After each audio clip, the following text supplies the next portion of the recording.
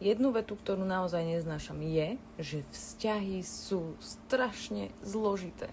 Ale prečo vám to prípada, že to je tak veľmi zložité? Pretože sami si to serete?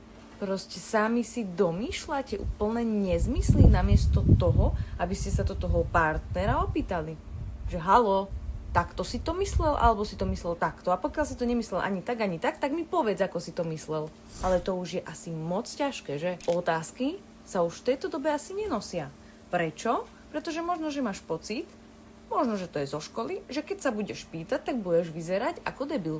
Ale to tak vôbec nie je. Práve, že tým, že sa neopýtaš, a že si to domyslíš a že vlastne si v tvojej mysli vygeneruješ úplnú blbosť, tak práve vtedy budeš ten debil alebo debilka.